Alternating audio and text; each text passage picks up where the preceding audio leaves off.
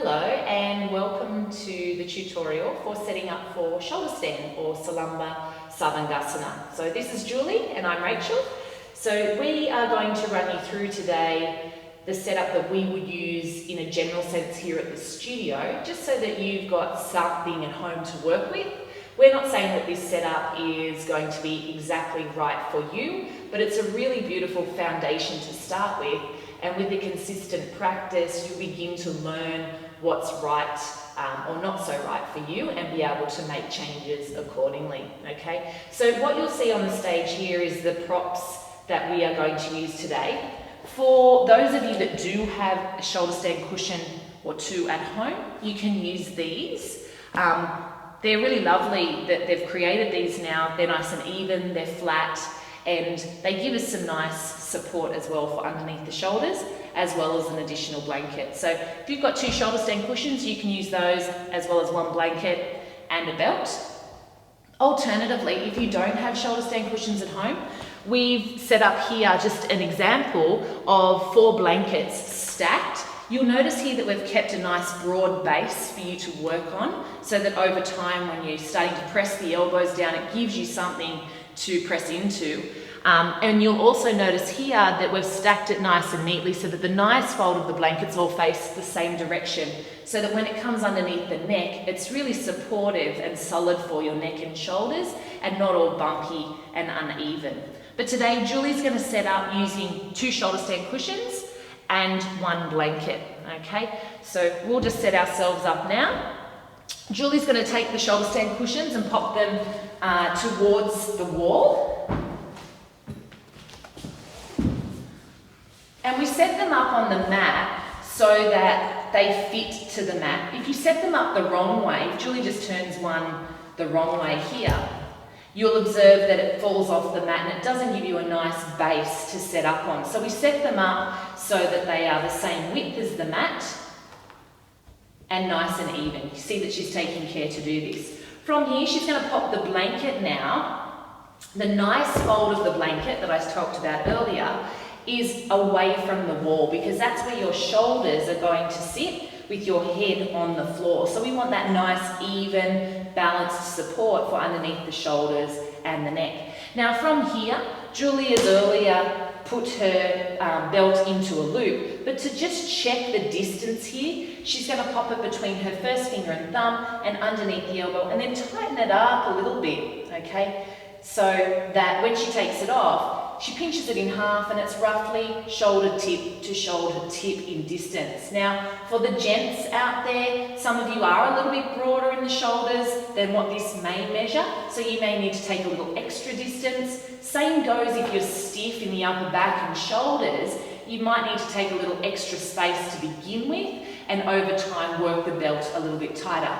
But like I said earlier, today we're just doing a really generalized setup. Some of you may need more height in the form of a second blanket. Some of you may need less. Some of you will use the belt, won't use the belt. But we're going to step you through, a general setup, and then from there we can help you to adjust and achieve comfort in this pose so that you can start to have the beautiful benefits and experience that it offers. So from here, Julie's going to come in. So she sits close to the wall, and she's going to shift her buttocks or sitting bones up the wall so that they're resting on the wall like we teach in the Viparita Karani tutorial, okay? So you want to shift the bottom hip under so that your sitting bones are roughly closer to the wall. From here, she's going to scoop her right arm through, and just observe here that she's taken the shoulder not to the center of the support, but rather to one side. She's landed the shoulder roughly on one side of the cushion, okay? So when she rolls onto the back and takes the legs up, her head is now central, okay, of the supports. Now, if you find that you're not, and she's not actually today, she's shifted a little bit to one side, then I would say come down and do it again, okay? So this is just about getting familiar with your setup so that you're comfortable, and it is really important that we get it right before we start to load the shoulders, neck and head, okay? So in this instance, Jules is a little bit offset to one side more than the other, okay? Not in the center. And the other thing we want to check while we're here, before she comes down and does it again, with her sitting bones to the wall, Julie now is going to bring her thumbs to the tops of her shoulders. Now, if you can imagine this is the edge of her shoulder stand cushion there, what I'm asking you to do is a general setup, but I'm asking for a thumb's distance, so from the webbing of the thumb along the length of the shoulder stand cushion to the edge of your shoulders, or the tops of your shoulders here. So she's doing a little check here, and you can see that the cushions or the supports are way too close to the wall for her today. Okay, so she's going to bend the knees, roll to the side, and come in again. So she's going to move her supports away from the wall just a little bit, not too much. Okay, and again, similar to our Setu Bandha setup, it's a little bit of up and down, up and down. However, the more you practice, the more familiar you will come with it, and you'll find you'll start to do this much more quickly, this setup, getting it correct. So again, Julie's got her sitting bones to the wall, okay? She's doing her thumb check again from the edge of her cushion through to the tops of her shoulders, and it's looking pretty good now, but her head is still on the floor, her shoulders are up on the support, okay? From here, Julie's going to reach down and hold onto the wall with her fingertips. Now, it doesn't matter if the hands are in close to the hips or if they're a little wider for some, because everybody, our anatomy is slightly different, okay? So just work to what feels good for you. Now from here, in a moment, we're going to go up into the pose. Keeping in mind, guys, that if you are on cycle, if you have an injury, or you want to take a little bit of rest, then jump back to our Setu Bandha tutorial, because that would be a better option for you today, okay, than inverting. So from here, Julie's not going anywhere just yet. She's not going to walk the feet. She's going to stay on the heels and pivot on the heels to come up in a moment. So she pivots on the heels, bends the knees and lifts the hips to bring the hips up to stack on top of the shoulders. But to do that, she's going to have to walk the shoulders underneath her to be able to get onto the tops of the shoulders. She's still got her fingertips pressing to the wall, using the arms to draw the dorsal spine in towards the chest, okay? And now you're starting to observe that she's got the hips stacking on top of the shoulders, knees on top of the hips. Now you can take the feet a little bit wider, hip distance apart, should you wish, okay? Keep pressing all four corners of the feet into the wall. Keep pressing the fingertips into the wall to get the action of shoulder stand, okay? If for whatever reason you're feeling quite heavy in the head and the neck, perhaps your setup's not quite right, you need to come down, check it, change it, and go again. So the tutorial today, guys, isn't about coming into the pose and holding it for a long period of time, but rather finding out what is a good setup for you, okay? So Julie's shoulders are still on the support, the back of the head is on the floor, and she's in a really good position here. Now from here, Julie's going to come down and just take a breather. So that is option number one, okay? Option number two, Julie's going to take her belt and just loop it around one arm, just one arm, okay? So as you start to be able to hold that first variation for a period of time in, let's call it comfort, okay? That you're not straining, there's not a lot of effort. When you start to be able to do that, then there's an option now, once you get up onto the tops of the shoulders, to slip the belt on above the elbows and bring the hands into the back. So Julie's going to go again, she presses fingers to the wall, she pivots on the heels to raise the buttocks, she walks the shoulders underneath her to get into a good position, feet hip distance, great. So from here now, she's on the tops of the shoulders, yeah. She's going to bring the belt now, if she can, around the other arm, and she slips it up just above the elbows. Great.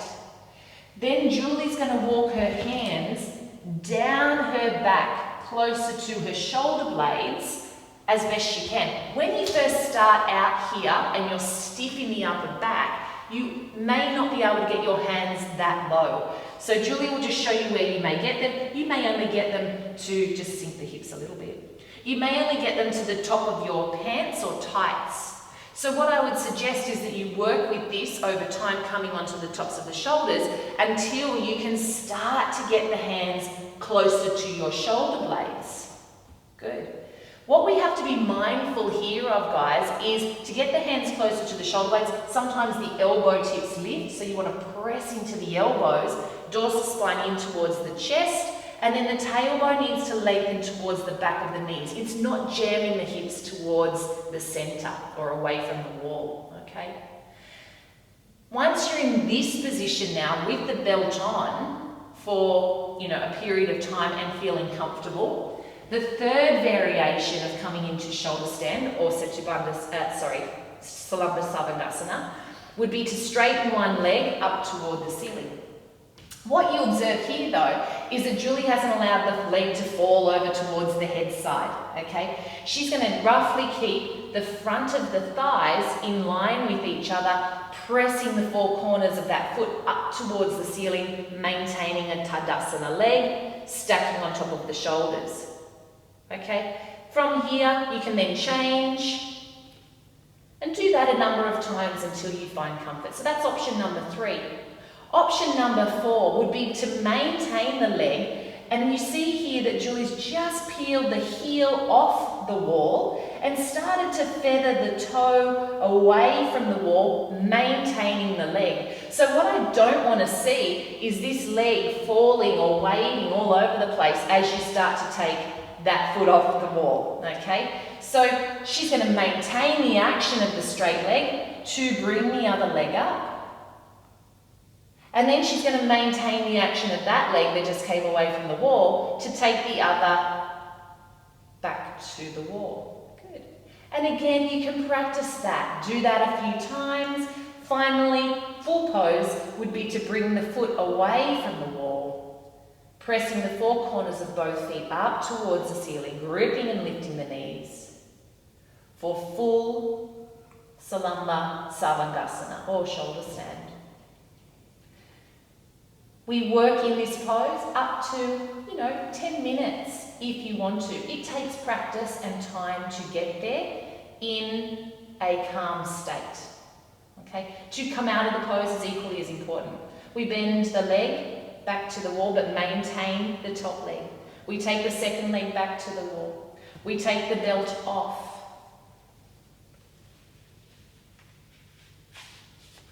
And then slowly lower the buttocks down. And we slide away from the wall.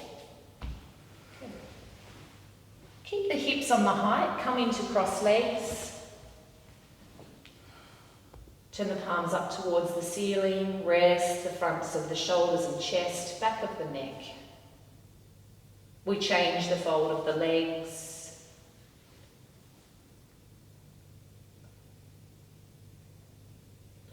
So as you know, coming out of the pose is equally as important as going in. And then from here we can bring the knees together to roll to the side and come on up, nice and steady. Beautiful. So that is our tutorial on how we do shoulder stand in the studio. As I said, it's a very general setup and each of you, everybody, may need something slightly different, but you will learn that over time in terms of what variations you may need the more you practice. Thanks for tuning in. If you've got any feedback, we'd love to hear from you. Just email through to hello@infusehealth.com.au and hopefully we can provide you with more of these great tutorials.